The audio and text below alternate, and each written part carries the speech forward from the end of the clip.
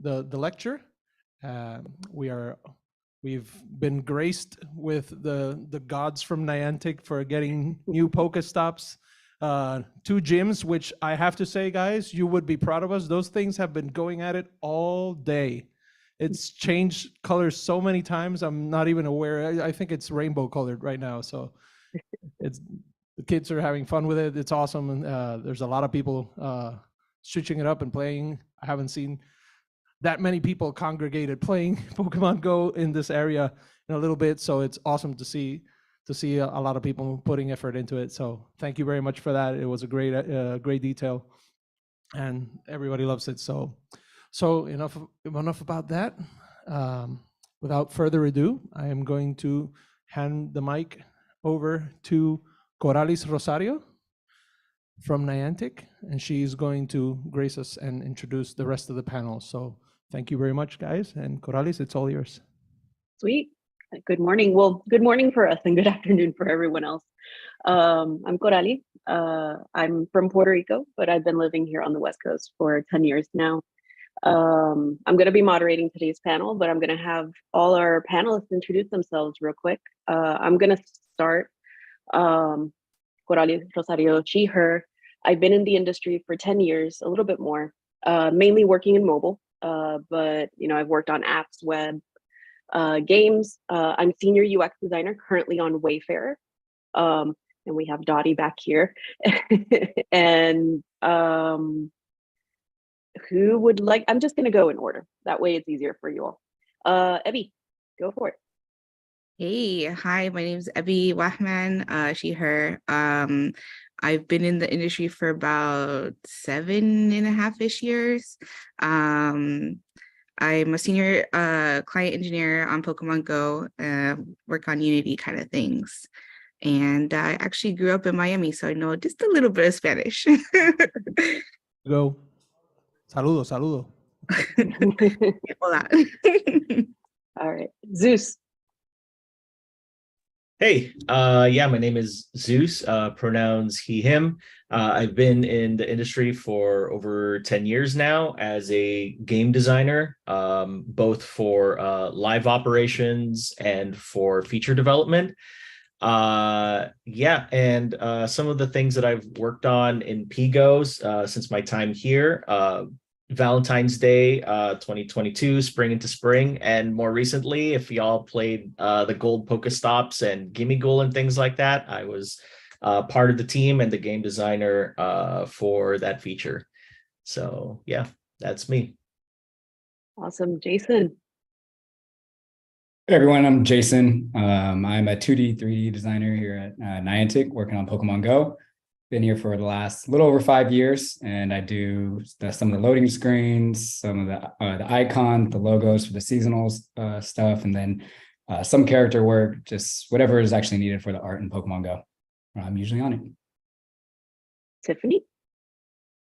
Hello, my name's Tiffany. I go by she, hers. I've been in the industry about 2 years. This is my first job out of college, so I'm pretty fresh. I'm currently a UX designer on Pico, and then also working a little bit on platform as well. I guess the recent features that I worked on account deletion. I helped create the new sticker sheet in the game, so I hope players really like that. And then, yeah, I worked with a team of like engineers and developers and artists regarding the new season 9 site, as well as the Go Tour site. And Jason was one of the artists that I worked with. Yeah, I get to see like Tiffany's updates pretty much almost every week. It's like, I'm excited about everything. And last but not least, I want to make sure I'm saying your name right. Anna, right? Yep, that's right. Yes, I got it right. Yes. Yay. Hi, my name is Anna and my pronouns is she, her. I've been in the industry for 3 years and this is my first game jobs. So I came from Thailand, but I've been in the US for like 5 years. And yeah, I've been working as a technical artist. When saying technical artist, somebody like most people might not know what it's about. So it's a bridge between engineer and artist. So sometimes we do codings, or sometimes we implement the art asset, create particle effects or animation, stuff like that. And my recent features work, if people play Pokemon Go during the Halloween, you will see the map is changing. So I did a lot of research and implementations for the map visuals for Halloween. And yeah, I also work on the Golden Pokestop and other stuff that I cannot talk about. Yeah. We can't talk about like a lot of things, but no, like tech art for me is always just, I have so much respect for tech art because it's not only making things look good, but actually making them work right. And as a UX designer, having a good tech artist is just like, it's gold, it's beautiful. So as everyone, and thank you all again for just being part of this panel and lending your time to just a bunch of students that are like really trying to understand like what the industry is like, and especially working on a game like Pokemon Go that has such far reach, especially globally. As everyone that's watching can appreciate, everyone here comes from different backgrounds. They all work on different disciplines within the game industry, and we all have just a bunch of different levels of experience. Like some of them, like myself, we've been here for a pretty long time. Others, like, this is their first job. So what you're going to get today is just like so many perspectives across the board. But that being said, you know, we again all come from different places, from different backgrounds, different countries, etc. How did you all get to where you are now? Like, if you can explain like briefly, like how did you know that you wanted to work in games? What was like that moment where it's like, oh yes, this specifically? And anyone can go first. I can go first. To be honest, I didn't know I was going to work in games. I graduated like at the beginning of COVID. So I honestly was just trying to search for my first job at a college. And thankfully, I got the opportunity to be in an apprenticeship that was partnered with Niantic. So the apprenticeship really helped me like understand what UX design was within at least like a gaming / tech company. So that's pretty much how I started. But I would say like so far, it's like a really great experience. I've dabbled in like different areas that I didn't know I would ever dabble in. Yeah, I think that's also like a good tip for new grads, like kind of go broad, just like dip your toes in many things. And then later down the line, then you can see like what you like and what you don't like. Yeah.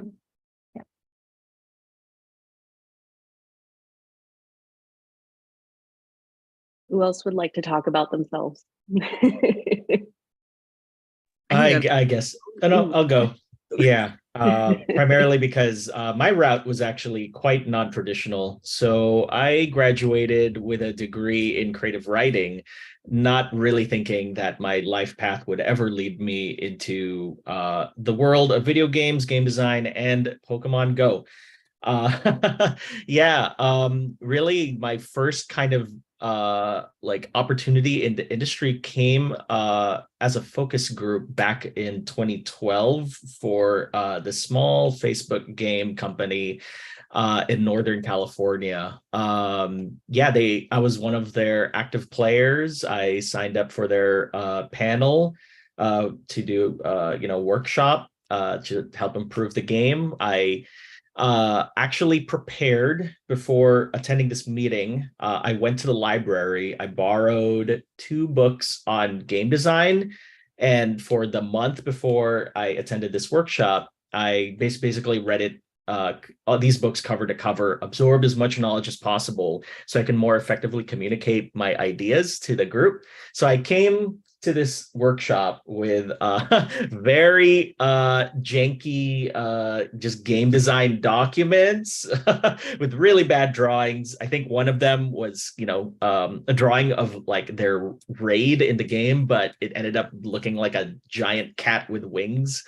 But suffice to say, I came very prepared for this meeting, and the month after this workshop, the CEO of the company was so impressed with how prepared I was and how I expressed my ideas. He actually offered me a job for the very same game that I was playing. And obviously at the time I was working just as an admin assistant for a commercial company that printed out banners and stuff for conventions. And yeah, obviously I wanted to take an opportunity to shoot my shot and in being a game designer because I love playing games. I love playing this game in particular. And yeah, that's how I first started getting in the industry. That's cool. Like I like telling when I do mentorship, like I always let folks know, like, hey, what you put into this is what you're gonna get out of it. And you're an example of that. You took the time to actually like prepare for this outside of what was expected of you. And you got it. That's so cool. Who would Ebby? I think you wanted to talk. Yeah, my story's not as cool as Zeus's. I actually graduated with an electrical engineering degree, and that was the path that I thought I was going to be on at that time. But turned out after doing an internship, realized that I don't like electrical engineering at all. So one of my friends from my university had actually recruited me to work on a video game project that her professor was doing. And that was my first taste into like how cool it was making games, all the different hats you could wear, and just like how satisfying it was like to like have somebody else play your game. Um, but I didn't really have any other experience in games besides that, and so I kind of just defaulted back into like tech. So for a couple of years, I worked in the car industry and then in the software industry. But I kept thinking about that time I made that one game and how cool that was. So that led me back to Niantic, and it's been a great time ever since.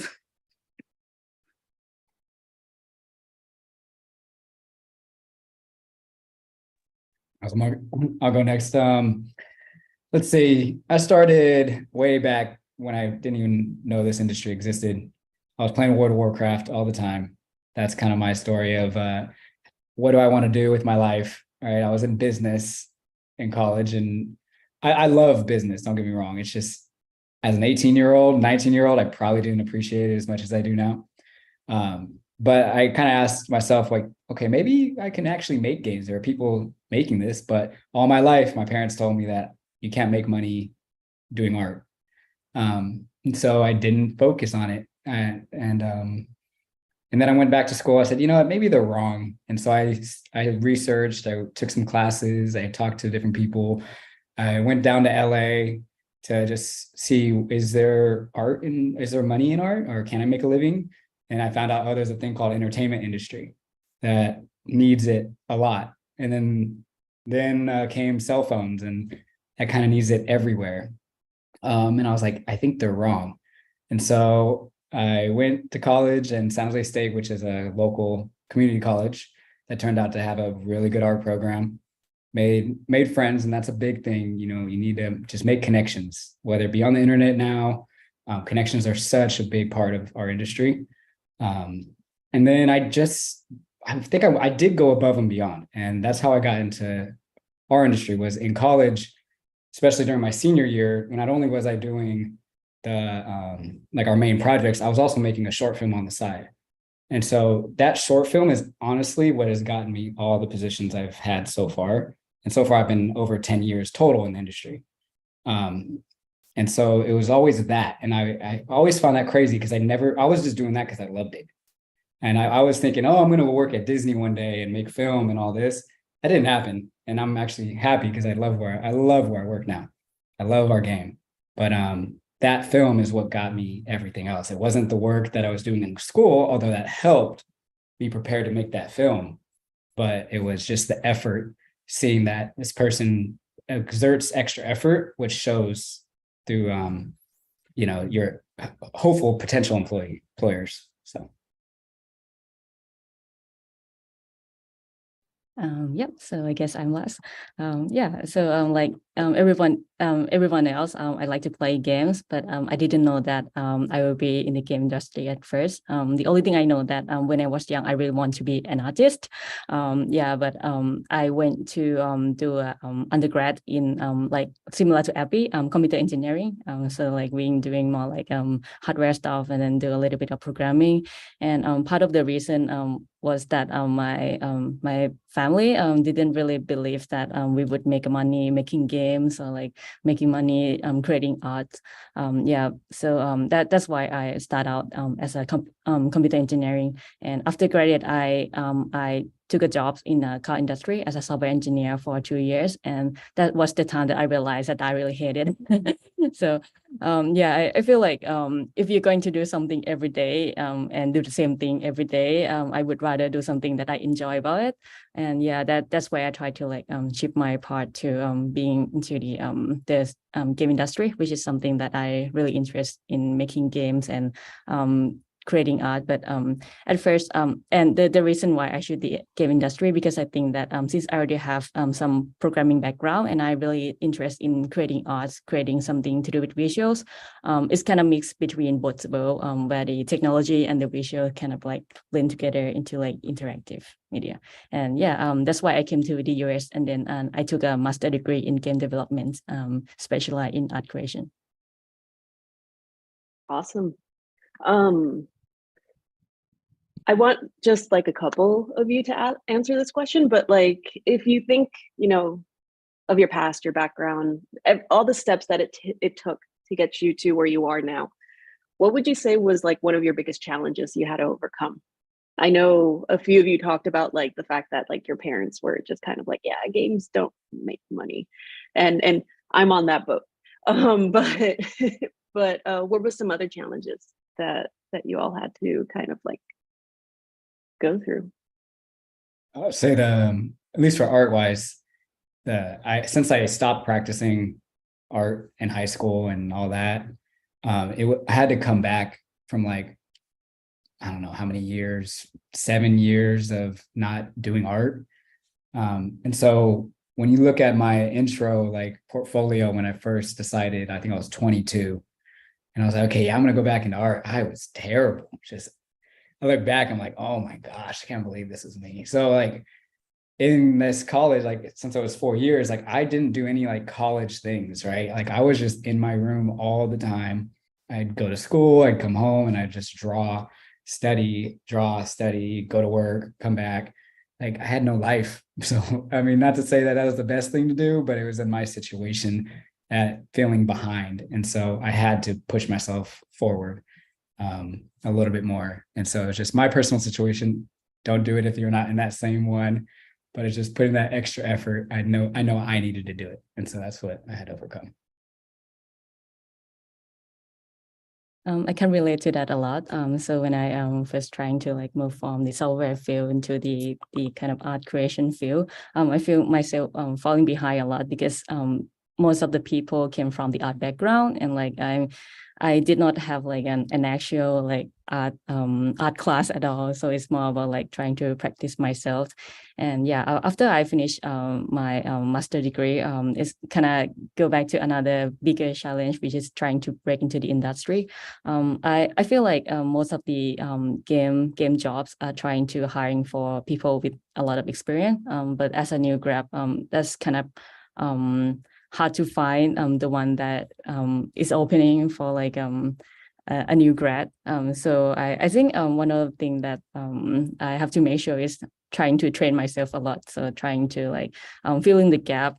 So they're looking for people with experience. So try my best to level up that skill, and then trying to make the best portfolio as much as I can. And I also didn't sleep a lot, which I don't recommend, but that's the part that I took. Yeah, I relate to Anna's story. So in college, I went to UC Berkeley, where I studied art history and media. I would say I don't really use my knowledge in those areas. But it was really hard to try to get a job in design, since I didn't have like the traditional path of taking those classes. And then I didn't know if that I wanted to go in design until my senior year, like my last semester of college. And so it was really like, I guess, initially discouraging for me to see peers that were sophomores and then they already had internships as like a product designer. It was really discouraging. But the good thing is that during college, like I did a lot of, I guess, like graphic design with like a bunch of orgs just to like flesh out my design skills. And then just like pushing really hard to like build my portfolio. And just like talking to a lot of people within the field, whether it be students who are interning at a company or someone who's been in the field for quite a while. Just getting that range of like advice for people who are in different stages of their career.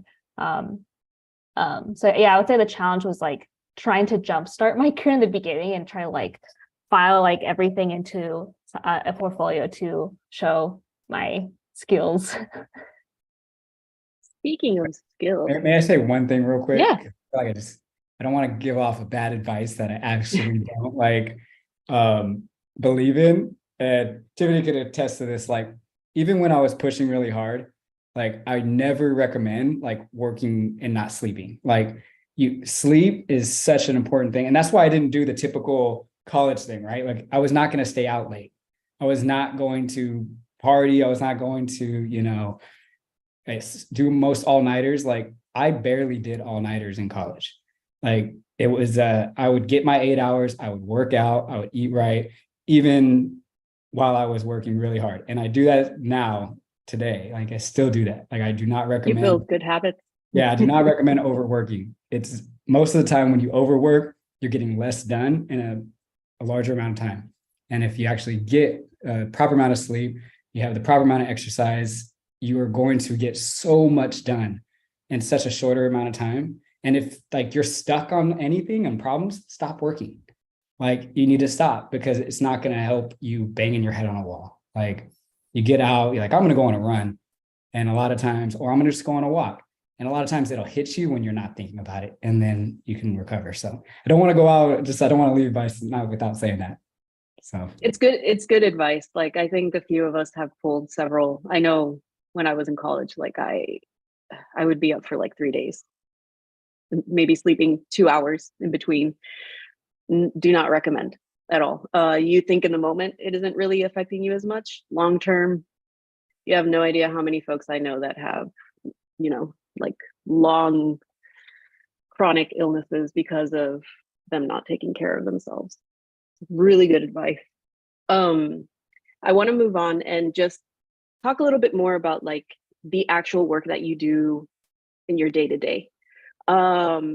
Again, just a couple of you, like, can you tell me a little bit about the technical and soft skills? Because folks think soft skills aren't that important, but they really, really, really are, especially in this industry.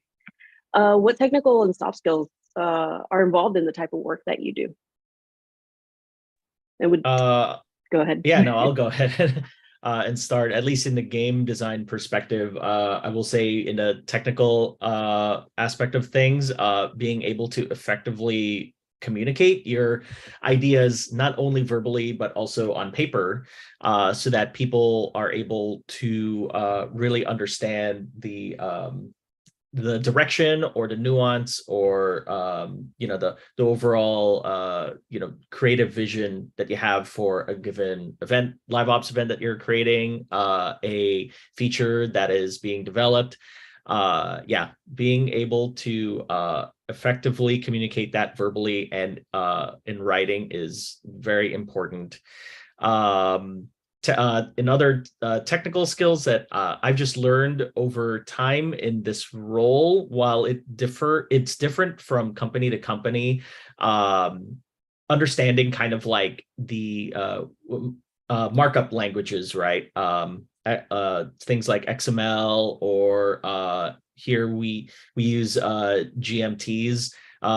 Markup languages are essentially like the easy mode of like programming. That's just like at a high level, kind of my definition of it. But no, being able to at least program in some capacity or understand how programming languages work will go a very long ways, because a lot of the roles, to my understanding in this industry, also requires at least some level of knowledge in terms of programming.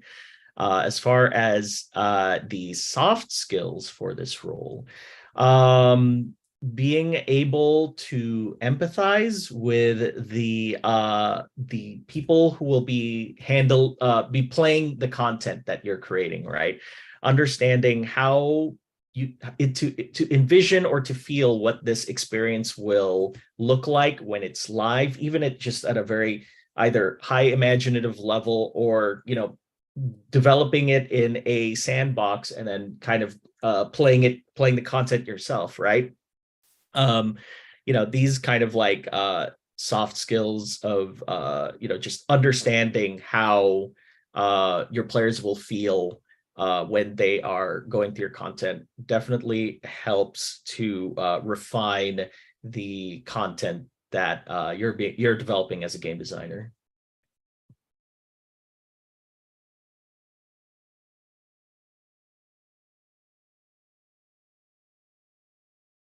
Yeah, I would say for so I do more of the software engineering kind of things. So our tech stack is mostly for client engineers C# because we're working in Unity. So that's like the technical skills, kind of like knowing how to use C#, knowing the like how do you manipulate and use Unity to do the thing you're trying to make. But yeah, I think surprisingly the soft skills are what I use more than my technical skills. So like, it's kind of like what Zeus is saying, like empathizing with the player. So like you might be given a spec or a design, and when you're making it, like maybe you might notice like, oh, this is kind of hard, or like this is a kind of weird thing to do, and bringing that up to other people, discussing it, knowing what you know and knowing that you don't know something. So being able to go ask for help is like, so I think like a lot of people think that like, oh, you are in tech or you are a senior engineer, you must know everything. Like, no, that's not true. I don't. I just know. I humble myself and I ask people and I tell them I don't know things. And I think that's the most important skill that I've learned is just like, don't be afraid to ask for help, and like, you're always learning. So I think that's like my number one like advice is like, don't hold yourself back by not asking for help. I think one thing I hear a lot is be teachable as well, and always be learning. Yeah.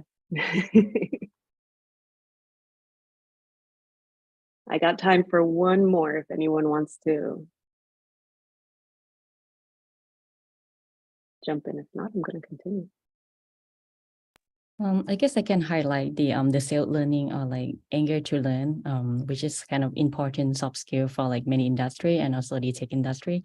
And yep, the game industry it's always developed, like new tech always come out, like even the like Unity editors, the new version always come out every day, not every day, every years, and there's always new features that you got to learn. And if you stop learning, someone else will surpass you. And yep. Yeah, that's my recommendations. Thank you. I'm going to jump a little bit and talk or ask you all for an example, especially you all work on the same team. And I would imagine at some point you all have worked on the same feature or a feature or something together. I want to ask you about the typical process, like what it's like when you do cross collaboration with other departments. Let's say Zeus came up with an idea for some sort of feature that's going to go into Pokemon Go. We don't need to talk about anything that exists currently or is in development, just in case. What happens from there? What does that cross collaboration look like across everyone that's in this room right now?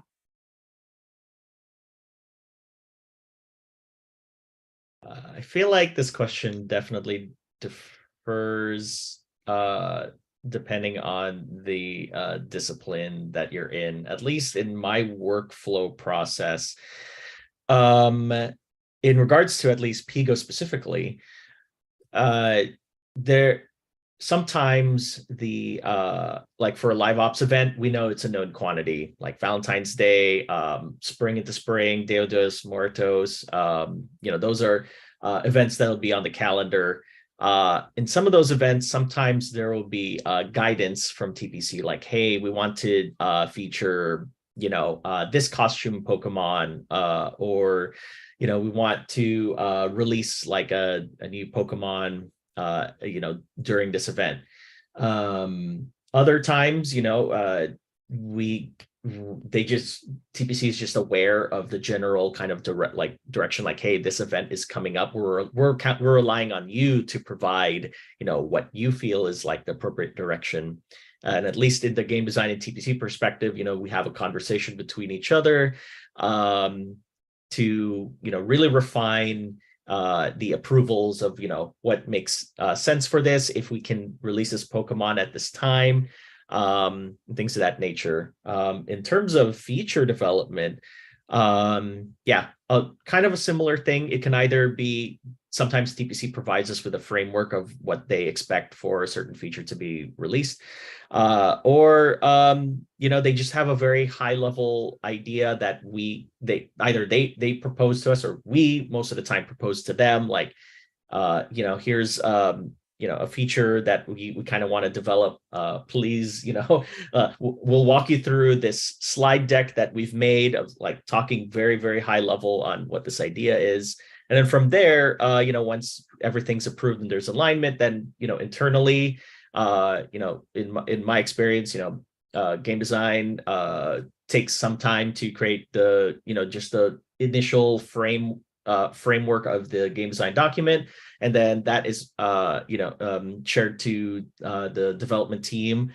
And we all, work together to refine the document, figure out creative solutions to certain technical limitations or things like that. And yeah, that's how, and we just do this process kind of back and forth until we reach a reasonable consensus, and that we just move towards actually developing the content. Even during that time, we'll find things like, once it's in our hands and we're actually playing the prototype, like, oh, wait a minute, maybe this thing actually like isn't actually going to jive well for a technical reason, or maybe an experiential reason, right? And so, it's just a matter of continuing the collaboration throughout the process until like we're all, we come to a point where, okay, this is in a good state, then, we get it out the door. So that's kind of been my experience, at least in the game design discipline. Tiffany, I want to, because a lot of people don't really understand what UX designers do, or they don't really understand how we're involved in certain things. So let's say Zeus came up with this design spec. How would you be involved in this process? We literally just talked about this yesterday, Zeus. But basically, he builds like a document covering just like a draft of like the flows that a player goes through, and then taking in mind the user experience part. I have to understand like, how would a player go through this flow? Is there any conflict or friction? Is it delightful for a player to actually go through this flow? These are abstract words, but I would say like, it's just like the feeling that you get when you're playing with it, and making sure that, it's not confusing. There's not any negative emotions, hopefully, when going through the flow. That friction. Yeah, that friction. And then I guess like when I continue to make the mocks, I continue to chat with engineers, my product manager, Zeus, like game design, Edgar, and CGIF. From product and game, it's more of like to understand if these are the right requirements to have with this feature, if it's good to go. And then as far as like the technical part with engineer tech artists, to understand that if this is feasible. I think that's really important, is that as a junior designer, I started out, I was like, okay, like let's try to make this the best product ever. But then like once I've been in the industry for 2 years, I realized that, wow, like it really depends on the resources you have and understanding like if it's technically feasible, and just trying to work with best with what you have. And, as our tech gets better, as like we're able to get more resources, then, you can update it and like do like a better version of it in the future. Yeah, I think making games is a very like, it's a very long process. It's not like a you're finished and done type of thing. It's always going to be changing. Especially live operated games, like we're always iterating like on something that's already out in the world. So sometimes when something comes out, it's just kind of like bare bones or not what we would consider ideal. And then a few months down the road or a year down the road, that's when it's finally like, yes, this is what we wanted to build. Yeah. And I think it's good to note that, you know, sometimes your feature that you ship doesn't get like a good response. And I feel like that's totally okay. That's just like feedback that you get, and then you can work on it and iterate more. I think it's like a totally normal like process to have. Yeah. All right. Okay, so Zeus and Tiffany have worked together to put this design spec and these mocks and these wireframes, these hopefully some sort of like low fidelity prototype, or maybe something a little more high fidelity. Evie, how are you involved in this process? Yeah, so I look through Zeus and Tiffany's specs and designs and mocks, and I think about, you know, are these feasible? Are these things that we've done before and that we can just reuse in a different way? Or does this need like a completely new system or a new like framework or something to make those things happen? And then I work with other engineers and our Scrum leader, which is usually our manager, to like task out what we need to do to make those things happen. Like if there are any things that the server engineers need to do to make some of those background things happen when you tap a button. We talk about like if it's feasible for them or what they need from us or what we need from them. So there's a lot of collaborating happening, and then maybe during the process, like somebody says like, actually, we can't do that one specific thing because it's just impossible. And like, we don't have smell-o-vision yet. So then we go back to Tiffany and we're like, so it turns out we don't have smell-o-vision yet. Could you help us figure out a different way to do that? And so it's kind of like that back and forth that happens between Zeus and Tiffany, but like on the engineering side until we eventually make the thing. I think one thing that Evie is like massively understating is how many times we get told no by engineering. I mean, I have to defend my peeps. but it is like kind of like this game where it's like, okay, we can have the smell-o-vision. It's going to take us 2 years though to build that out. So do you take the 2 years to build something out and take away from resources from other things, or can we pivot and do something that's not quite smell-o-vision that will maybe just take us 3 months to build? Yeah. Or it's like Evie was saying, it's all a conversation. And product managers, I know we don't have anyone that's a product manager here, but they're usually the ones that's like, yeah, the vision of the game, like what's going to make the most sense. All right, and then last but not least, Jason and Anna. You've seen the spec. You've seen the spec. You've seen Tiffany's wireframes and all the interactions that she wants going into this. Evie says, hey, we have the tech or we're going to build it. How are you both involved in this?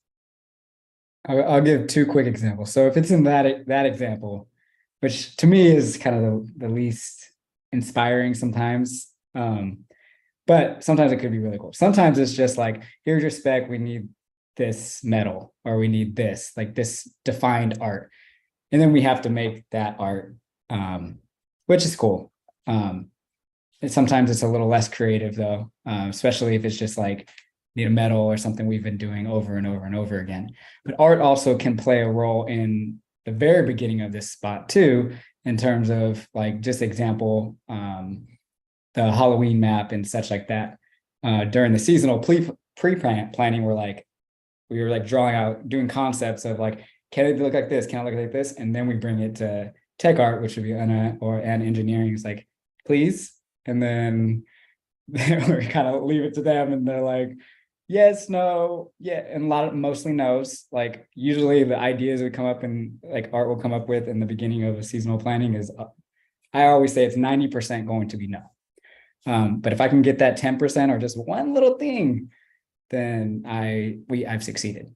And so there's two different ways art can play that role. We can be in the beginning, or we can be right there at the end of the spec. So yeah. Yeah, for me, yeah, I would go through the game spec and the UX models, and then try to see what is feasible and what is not feasible in terms of like the visual sides and like how like performance is and sort of stuff like that. And yeah, I would work with the art team and our manager to like try to list out all the tasks, like if we have this asset already, or if we can reuse some things, or if that's something that we have to create a new things. And that would list into the art tasks or the tech art tasks. If it the just the tech art task, something that I can start myself, yeah, I would jump in and maybe create a quick prototype of like how this new animation sequence would look like, stuff like that. But if it's an art task, then it would go to art. And sometimes if tech art doesn't have a bandwidth to explore or create a prototype, we would have someone like Jason, concept artist, who try to like concept and explore how this sequence is going to look like, and then give it to art to try to actually implement it in Unity. And another part that we touch is to polish all the UIs, make things look pretty. We would receive the stuff from engineers. So like Abby create a wireframe of the UI in the games, and then give it to us. We would hook up the real asset and try to like update the padding, make sure things looks nice and pretty. And yeah. Mm-hmm. I think based on one of the things you all are saying, one of, I guess, a soft skill that folks need to kind of like prepare themselves for is that not everything is set in stone. Just because you propose something and it was approved doesn't mean that that's exactly what's going to be built out. So being malleable, allowing that process to kind of be a little ambiguous sometimes is okay. And it doesn't mean that you're failing at anything because it didn't, go as planned. Like it's the process. And then once the data comes in and people are playing this, it's going to change even more. So don't worry about it. I always tell new people that come in, just don't fall in love with anything you do. Like this is not your personal project. You can be excited for your work, but Yes. You cannot love your work. There's a big difference. So once you love something, you will get, like you're gonna get heartbroken. Get heartbroken. And there's only so many heartbrokens you can do before you're just in the dumps. And should never be in the dumps for work, like never. And speaking of advice that you'd give yourself, what kind of advice would you give yourself, your younger self? Like, if knowing everything that you know now, knowing what you've been through all these years and working in games, what advice would you share? I would say clock out at 5. I would say work-life balance is really important. I think when I was a student, the idea of like just studying every single day, do the test, and then stay up a little late to make sure you're getting the work done is very ingrained to me. But as I'm like a working adult now and have a big girl job, it's me understanding that, there's life outside of work. I have my friends, I have my family, and I feel like just understanding like the important values of life and just making sure you have enough rest. Yeah. Yeah, for me, so I identify as a queer person of color. Being able to live your authentic self in the work that you do is just as important as outside of the work that you do. So I would tell my younger self, just be comfortable and confident in your own skin, because then it will allow you to be as fully creative as you can possibly be when you are living your authentic life. Yeah, if you're just spending energy on the wrong things and trying to hide yourself, or like I feel this. That energy can be better served in other things if you, especially like in games. Like I feel that for the most part this is a pretty safe space compared to like other industries. And the folks that I work with, a lot of the folks in this room, everyone is like super authentic and just like fully themselves all the time. And that just allows us to be amazing at what we do because the energy is going in the right place. And speaking of energy, there's this article I've shown to many people. It's manage your energy, not your time. It's something, it's kind of everything I've iterated already in this talk, like, but a lot of this stuff in this article, it's written by Tony Schwartz and Catherine McCarthy, I believe. It's a Harvard Business Review article. It's only like 7 pages, so it's a quick read.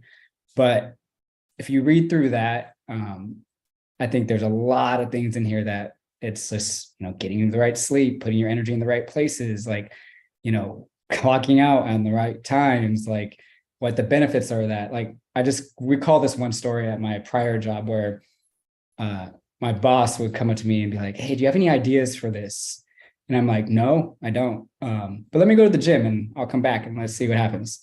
And so I would go to the gym and I would come back like more often than not. And I'd be like, what about this.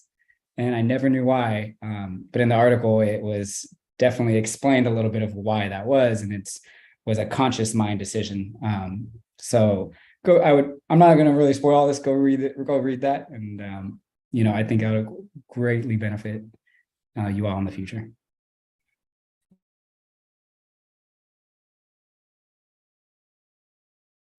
Anna, any advice? I think for myself, it would definitely be kind of like the advice we're giving in the earlier question is like, be malleable. Like, no path is always the way that's going to happen. Like, I didn't think I'd be in the game industry. I thought I would be, I don't know, working on circuits right now. Like be malleable, be open, try things that you've never done before, listen to other people's stories. I think that has really affected like the different changes I've taken in my life. And also like, live your life with no regrets. Like, even though I didn't have the straightforward path to here, I every step of the way definitely contributed to who I am now. And I wouldn't change any of that. So like, I think it's like, take the time, reflect, but also like see the good in all of the things that you have done, which I think for me as a very perfectionist child was very hard to accept later in life. For me, I think it would also be the work-life balance, because I didn't sleep as much when I trying to break into the industry.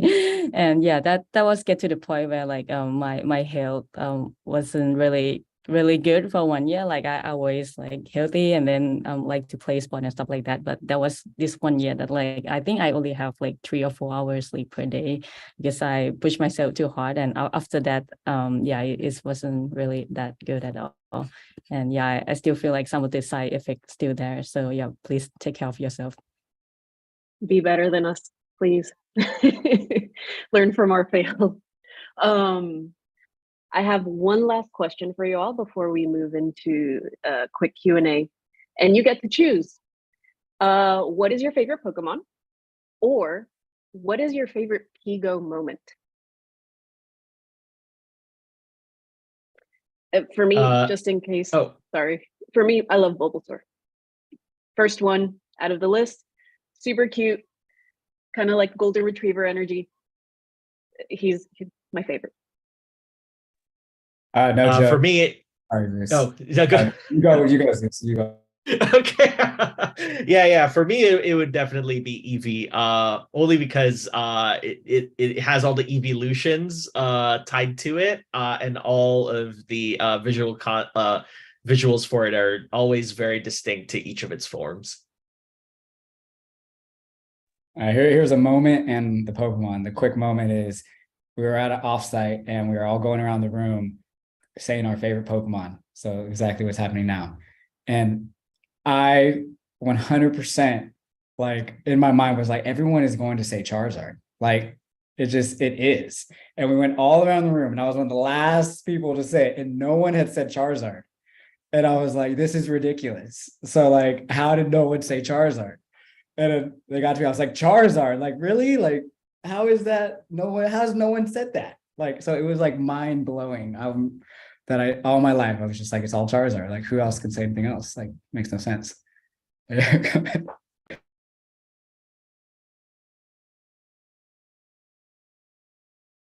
I mean, my favorite Pokemon is Slowpoke, but I totally feel you, Coralie, on the Bulbasaur. Like, actually, my slippers right now are Bulbasaur slippers. So yeah, he's number one. I totally get that. I don't have a favorite Pokemon, but in the game, I tag certain Pokemon that I think are pretty. So there's like a list of them. But I would say like my favorite Pico moment was when we released Shaman. There was like an animation of it was so cute. It was like Shaman just like, oh yeah. Jason's background is an example, but like Shaman would kind of like waddle to the front and then you could catch it. I thought that was like definitely my favorite moment. Yeah, I recorded it too, so I had it forever. Are you sure it's not Flying Pikachu? Oh yeah, this was also cute. It's kind of creeping up behind.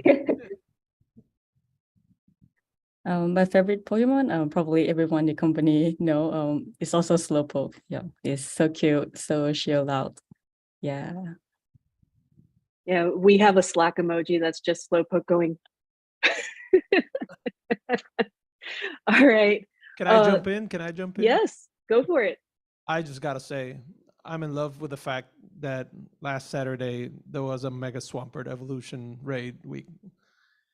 You made my day. You made my year actually, because I'm a Mudkip fan, and just to see big Swampert out there spinning around in the raids, I got like 20 of them. I'm so happy. So thank you very much for that. You made this person really happy with that.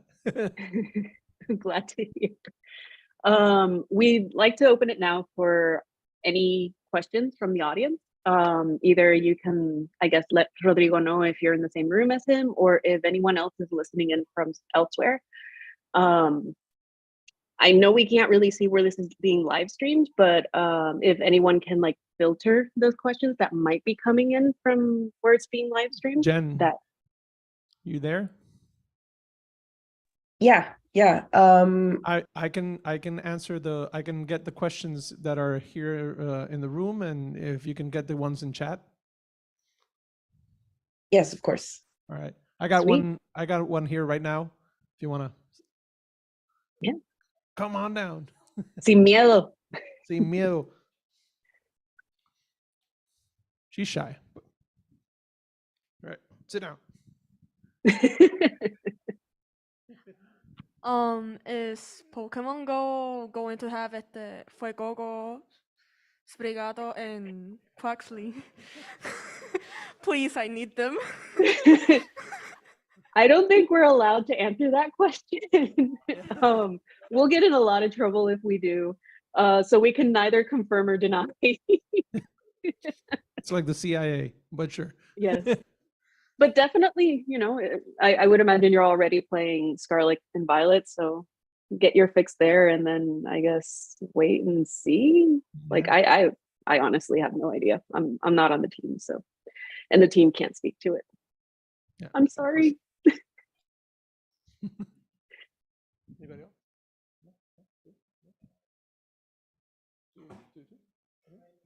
Huh?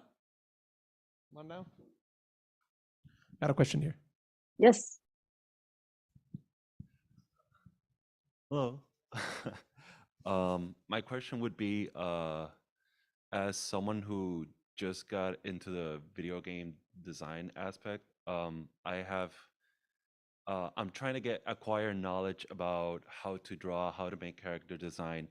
What would be your best advice for someone who does not have much of knowledge about it? Like Coming from design into art. Yeah, exactly. I don't know if either Zeus or Jason can answer that question. Are you talking about Character design, you want to do character art? Yeah, like character design or concept art. Mhm. Especially for characters, it's just a lot of drawing the figure. So, really study figure drawing, study some of the masters. Vilku is probably one of the greatest teachers and a really great figure drawer. But on top of that, it's really about observation as an artist. Like your drawing does not need to be this magnificent, like structural piece, right? Like it's really about the details within a character.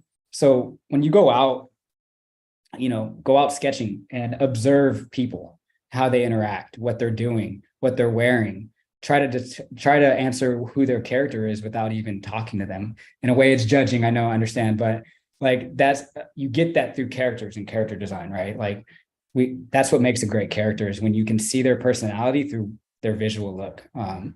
So like when I'm out, I definitely look for these story moments. One story moment that always hits me is I was at an A's game and we were at the bottom watching these fireworks. And in front of me was a man with a cane, and him himself was helping this 1-year-old walk. And so it was like this really interesting moment where you had this man with a cane, that's his character, right? But he was also helping this little child walk that showed the child's character. And it was like, everyone needs help. And just that moment, like I would always be ingrained in my mind. So if I went to a character design that needed this, I know exactly what they were wearing. I know exactly their movements. But that's part of being a character artist is that observation and knowing these certain moments. So, just be aware of all that, as well as, just learning your technical drawing. I know with AI and all this stuff coming out, it's kind of crazy with technical skills, right? But you still need to have the eye for it. If you don't have the eye, then that's something that is trained, and that's something that takes a lot of practice. All right, thank you so much. Just in case for our panelists in our audience, some of our panelists might need to drop out because they have some other meetings, but if folks can stay, I would super appreciate it. And I know the audience would as well. So it's up to you all. We're flexible with you guys, whatever you guys need. So. All right, any other questions? Come on down. One more in the room, Jen. Then it's over to you. Hello. Just saying it since we were sharing our favorite Pokemon. Mine is an Alolan Ninetales. I really like Ninetales. I wanted to ask for an advice. Is that this is, I think, the start of my 4th year in college, and I'm in programming, but I'm mostly an artist. I'm really good at art, but I'm very unconfident on my skills in my degree, in my profession. So would you guys have an advice for someone who's gonna soon just graduate and go find a job since the future is unknown? Oh no. I feel this might be kind of your wheelhouse a little bit, and to explain a little bit of what it is that you do, because it involves both those things.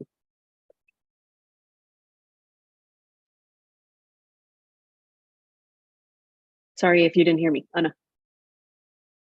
Oh, sorry. I just changed the Sorry. meeting room. Yep.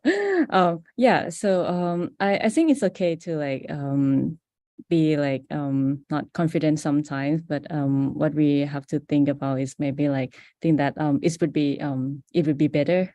So try to grab a lot of feedback to see where you can improve on it. And when you finish working on that, and when you look back, you will realize that your work become a lot better. So yeah, I think it's okay to feel not confident sometimes. Even me today, sometimes I still feel unconfident about my work. But what really keep me going is maybe it's people around me. So yeah, try to grab a feedback and then try to work on it. One thing with confidence as well, confidence is really just how many times you've kind of failed in a way. It's practice, right? How I'm not very confident. I can talk a lot and I'm very personable, but whenever I'm feeling unconfident, I just know I just push myself to do it, knowing that failing is okay. That is the best actually, Because every time you don't succeed at something, you go back, internalize it, say, what could I have done better? And you go back and do it again, which each time you do that, the more and more confidence you will gain. So it's just, even if you're just like meeting new people, like just saying hi to somebody is probably gonna be so awkward, right? Like, and you're probably, it's most uncomfortable feeling is meeting a new person. It really is. But the more times you just go up to someone and say, hi, how you doing? Hi, how you doing? You will get better and better and better. So same with your work, just present it, and just give it a try. Don't bring your expectations too high, don't bring them too low, and learn from what happens from it. And that will you'll gain so much confidence in the long run with that.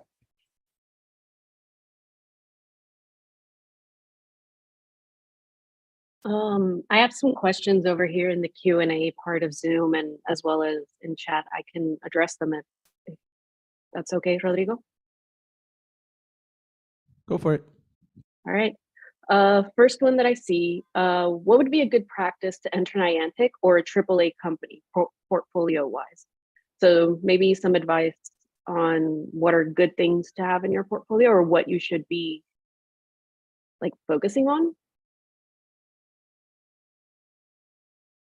Jason, I feel this might be like your wheelhouse because they are talking, well, I don't know specifically what type of portfolio, because as a game designer, you can also have a portfolio or an engineer. So I guess it depends, but if it's an art portfolio. Yeah, if it's an art portfolio, so a couple things. One, understand the company and what they do. Niantic's portfolio is going to be way different than if you want to do like Riot, Blizzard, and even Riot and Blizzard are going to be way different than each other. So really just understanding what it is, understanding where you want to go. You want to be a character artist, environment artist, 3D artist, 3D environment, like, know the role that you're going for. So that's kind of first and foremost. Secondly, find out who works there already. And look them up. We have the internet. So before came to Niantic, I looked up every single artist on the team. I looked at their portfolios. I looked at where they've been. Feels a little stalkery, I know, but I was not emailing them or, anything like that. I was solely going out for what work do they have and what do they show. That's what I'm looking them up for, nothing personal. But studying what they put on there. And from there, I can tailor my portfolio to what they have and what the company has and the position. So I'm looking at those kind of three things: the artists that work there, the company that I'm going for, and the position that I'm going for. Adding to Jason's advice, a lot of times, especially with new grads, we see portfolios that have like a mix of everything. So they have game design work, and they also have art, and they also have photography, and maybe even 3D printing. Like they just combine everything into one portfolio, kind of like what Jason is talking about, like catering your portfolio to whatever company it is that you're trying to go for. Also make sure that the content of the portfolio is like specific to the role that you're trying to interview for. So if you want a game design role, make sure that that portfolio just focuses on game design. Because otherwise I'll look at it, or a hiring manager will look at it as like, well, I see like photography here. So like, do they want to be a photographer or do they want to be a game designer? Like what's going on? Unless there's a way for you to tie those two things, because that's a different story, but try to curate your portfolio to specific roles. And it's okay to have that stuff, but put it like personal, like, to show your personality, or like to show you have other interests. That is also like another plus, but cater the massive, where people are first going to, the landing page. The landing page, exactly. Like look at the user experience that you're going through, right? Like same thing. I think oh, sorry. Go ahead. Yeah, no, go ahead. I think personal branding is extremely important, especially as you enter the industry and try to represent yourself when you're like interviewing. I think a really good way to go about it is, like for me, when I was making my portfolio, I would ask really one of my friends, like, can you look at it and like tell me what you think of the portfolio, what I do. I think that's like a really good like run through to practice if you're trying to like gauge what you're trying to what type of branding you're going for. I also want to highlight consistency. So if it's an art portfolio, for example, you have 5 pieces of art, 4 really good one, but one like a bad one or like not so good one. Yeah, they would think that like, oh, maybe the other 4 might not grade that much. They will look into the bad one. So yeah, try to make sure that your portfolio is consistent. Yeah. All right. We have a question about networking tips. Do you have any? I would say like when you're, I would say like LinkedIn's a great example of if you're looking at a particular company and seeing what people work there. Like Jason said, kind of stalkery, but it can give you an idea of like what people to look for in their background. I think what's helpful for me when I started, and I'm still doing today, is always be prepared to have questions. You don't want to just come in and just have a really broad question because that won't like help you, because it's really important to have like specificity because that will give better feedback. I think the last thing is like really try to follow up with the person instead of just saying, okay, thank you, bye. Like it's really good to be like, oh, can I meet with you in the next couple of weeks just to give you an update of where I'm at. And then there you have a connection, and it's like really important to have these connections throughout your career because you'll never know where they're going to get you. And vice versa. You never know, like if they might need help too. You know, one thing I would say on networking is remember, like, again, don't be afraid to say hi or talk. There is a limit. Like if they don't reply, if someone doesn't reply, then leave it alone, right? Like that's they're busy or it's nothing personal.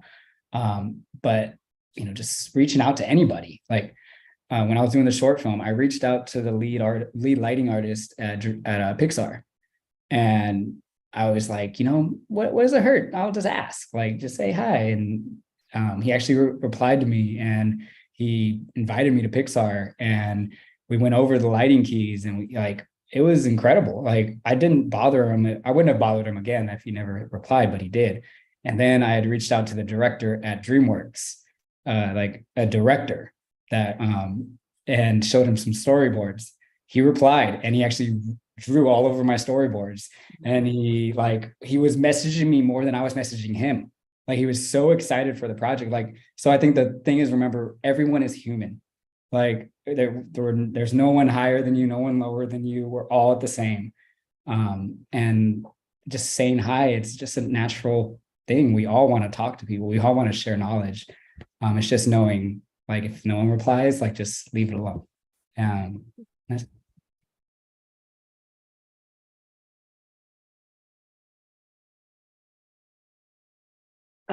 One, I guess, piece of advice, especially coming, you know, from the island and knowing how limited resources can be sometimes, rely on each other as networking opportunities. And also Discord is really great for networking, even though folks just use it maybe like for gaming and stuff.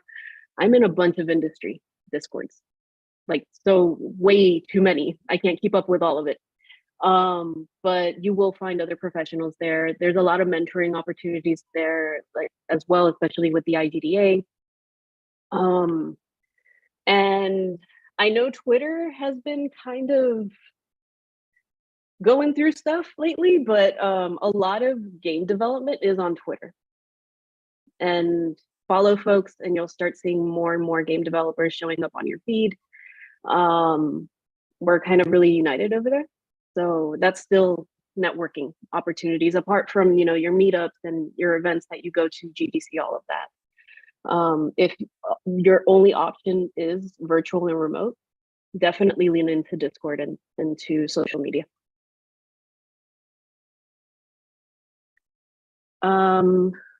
Another question, in terms of the development of PGO, what has been your biggest challenge?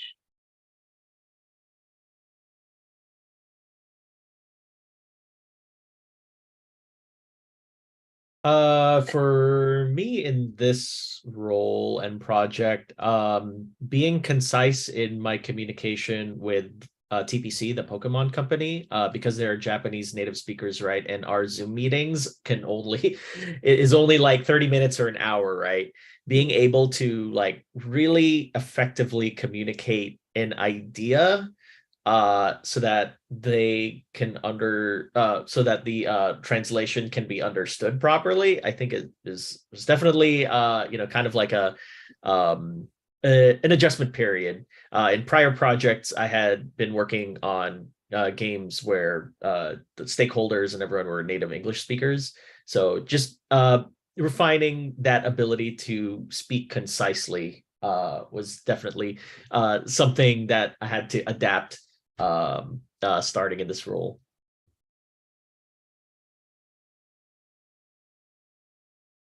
One of the biggest challenge I would say is keeping morale up. And that's not just at Niantic or Pigo. So this is not a Pigo development thing. This is actually just in games. Industry thing. Industry thing. It's keeping morale up. We've mentioned it a few times, but you're going to hear no more often than not.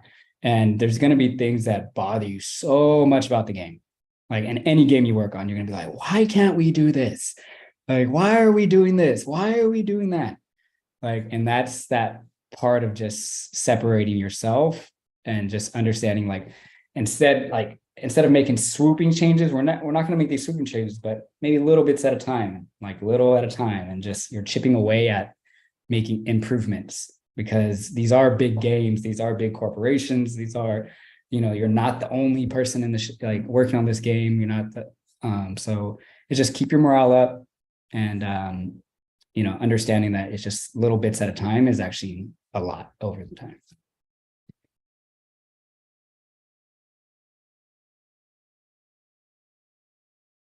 Yeah, I would plus one to what Jason said. I think as a UX designer, like as I'm creating mocks, there's a lot of times where I get said like, oh, this isn't working, go back to the drawing table. I would say that's especially hard for me when I first started. But I think like just taking feedback or not taking feedback personally is like a really good advice. I wouldn't say like you can quickly get it done. Like it's not like a one and done type of skill, but you get better with time. As more no's you get, you're starting to understand how people give feedback. And then when you're working on like a mock or something, you can kind of gauge like, oh, I know what this person will say, or I know how this will be perceived. Let me go back to the drawing table.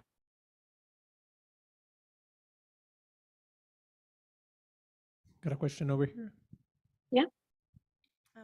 Hello.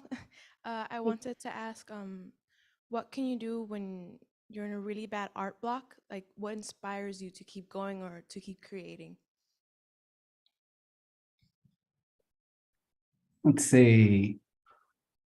Ona, do you have anything like? And I feel like Ona's an artist too, so I want to.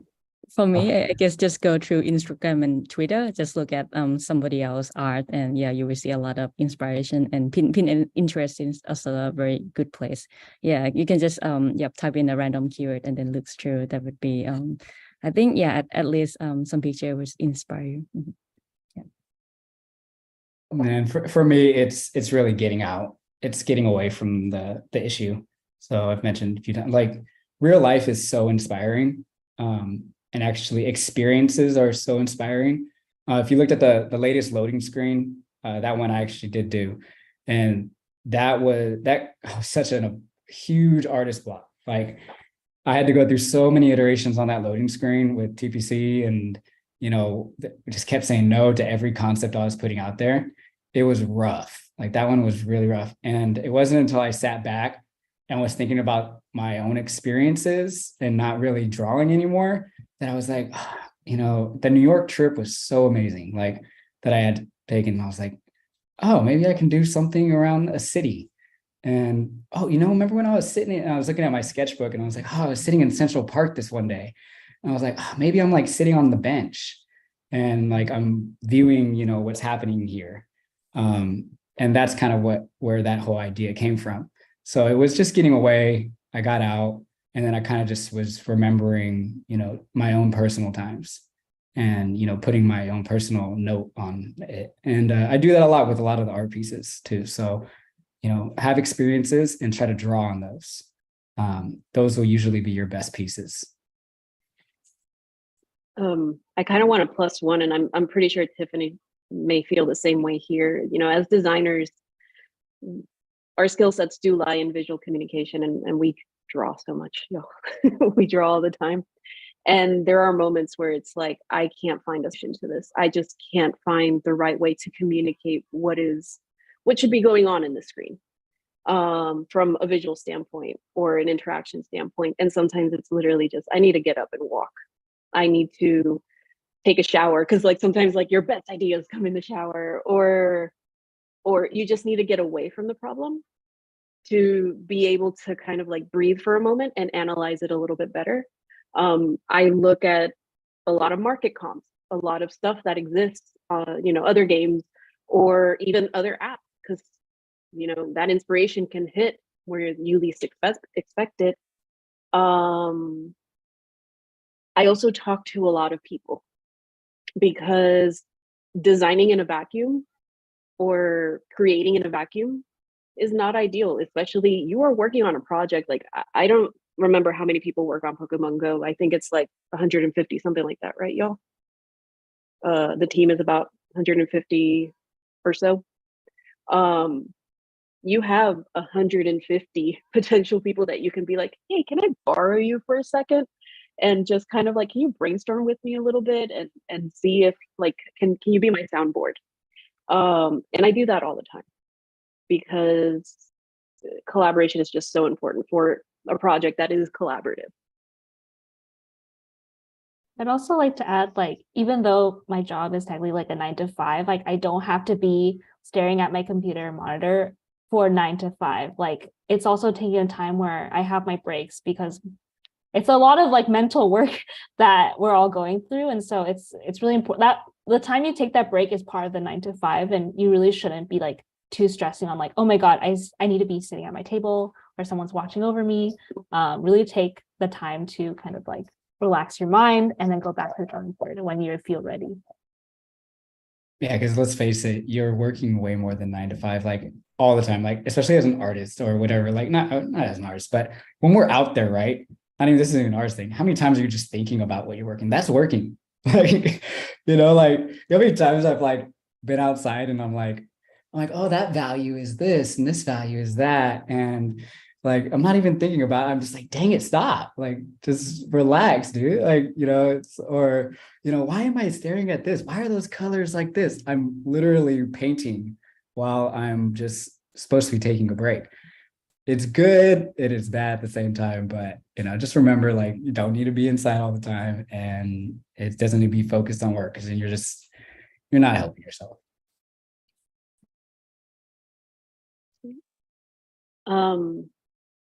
Thanks.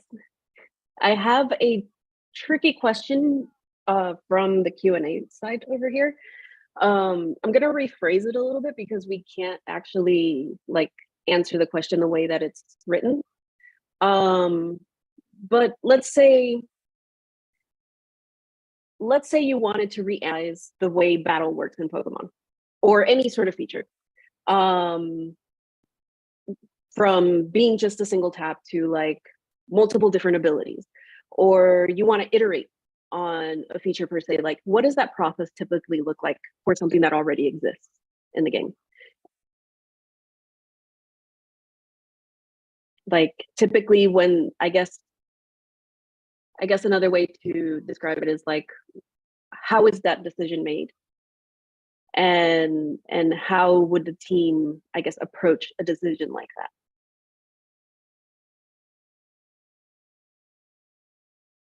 I can talk about how it's from when you don't have something existing, because I was part of the team that made the first version of PvP.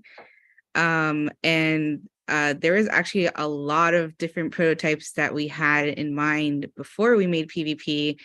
Some of them were turn-based battle, just like in the console games, and some of them were not. And actually, like, the big part of the process is working with the license holder, the Pokemon company, and they had a very strong preference to not do turn-based battle. So it's really like working with TPC that kind of like influences a lot of the decisions we decide to make. Like we may have a lot of ideas of what we want to do, but they own the product and they know what games they're going to be having coming out in the future, what they want the vision for their brand to look like.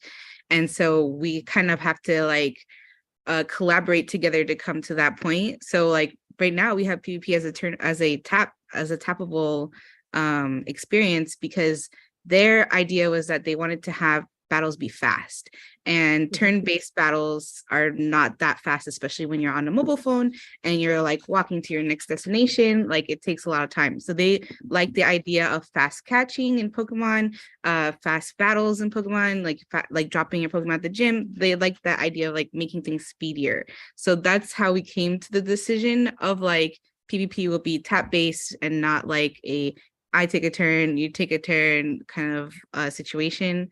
And that also drives like future decisions on like where we want to take like new battle systems or updating battle systems.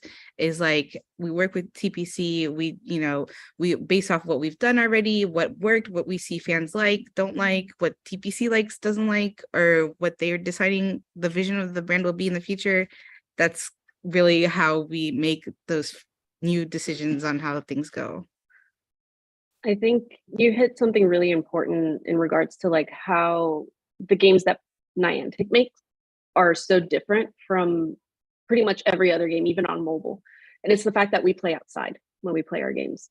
So the whole design and the whole experience and flow and journey of the features that we do build out has to accommodate the fact that you are walking, looking at your phone like this, you are standing in front of something, trying to complete something quickly, because over there's a time sensitive thing that I need to get to before I'm done here, versus being on my couch and going through some sort of turn-based battle or anything like that. Like to your point, interactions, that journey, whatever the user is doing has to be quick, because the environment around them as they're playing forces it to be quick. Right, yeah. The crosswalk isn't going to wait for your battle to end. Exactly.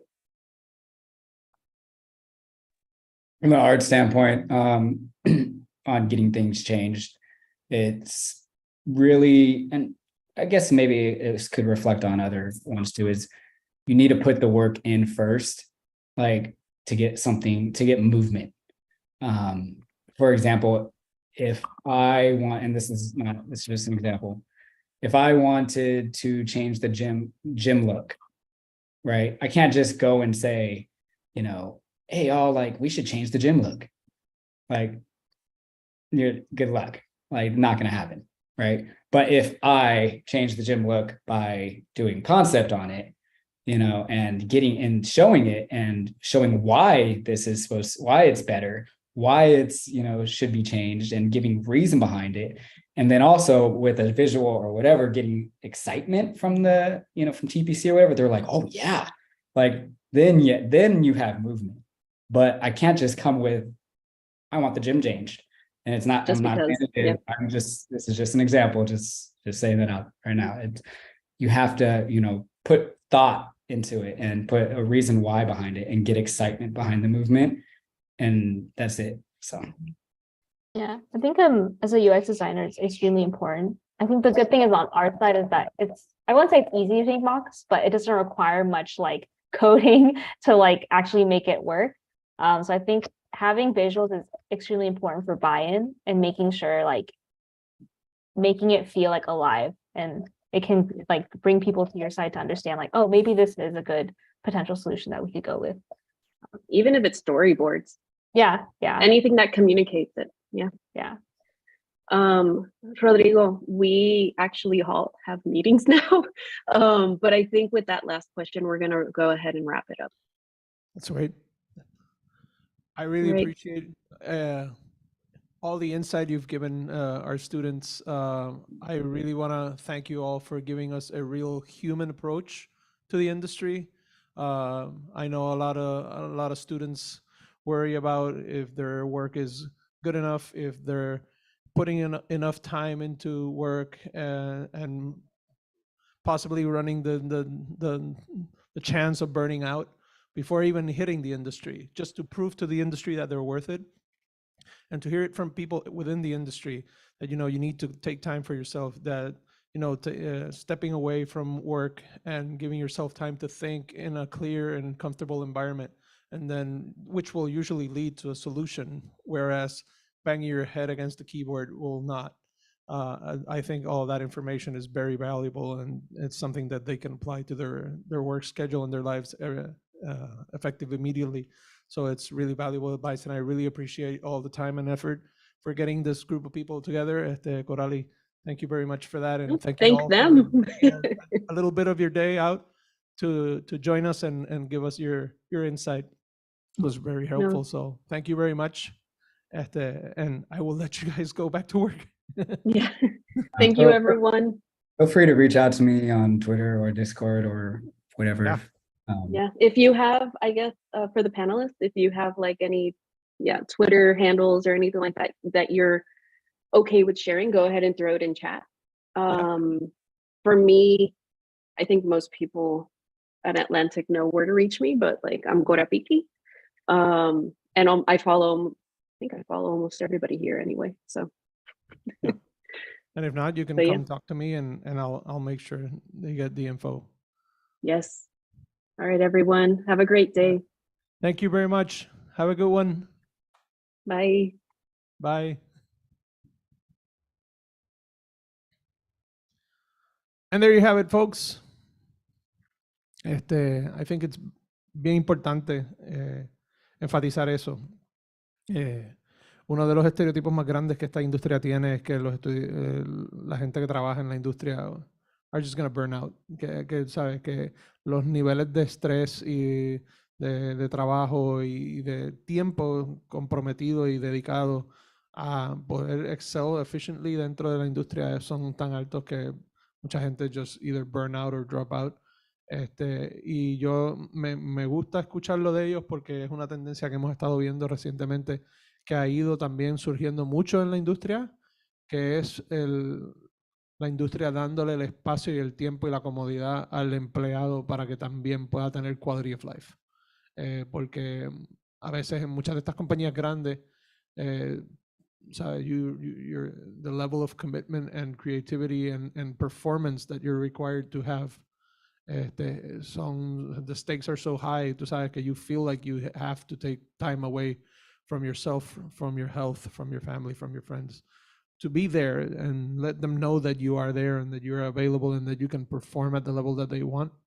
Y muchas veces, como dijeron ellos, what you end up doing is you end up hurting yourself to the point where you can't perform, not at the level they want, but just at an effective level altogether. So que es bien importante que eso se recalcara, y creo que fue excelente tema que vieran ese human approach de una compañía grande donde, tú sabes, los mismos empleados te dicen it's okay to be you, it's okay to take time, it's okay for tú sabes, to be human.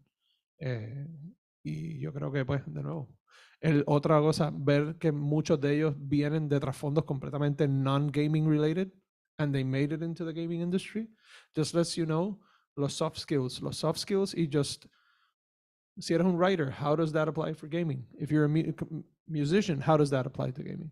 Y la industria de los videojuegos es una industria tan polifacética, tan multidisciplinaria, que tú puedes ser músico, tú puedes ser sound engineer, tú puedes ser voice actor, tú puedes ser writer, tú puedes ser game designer, tú puedes ser photographer. You can know a lot about color theory and be good for this industry. So que find what you're good at, and then find how you can make it work for you within the set company or project or product that you want to do. And it'll take you a long way eventually. So, nada, guys, gracias por quedarse el ratito. Ahora ya mismito viene por ahí el profesor Ramos, que vamos a estar presentando los resultados, los proyectos que se desarrollaron para el Game Jam. So if you want to stick around, by all means, and I have some shirts, so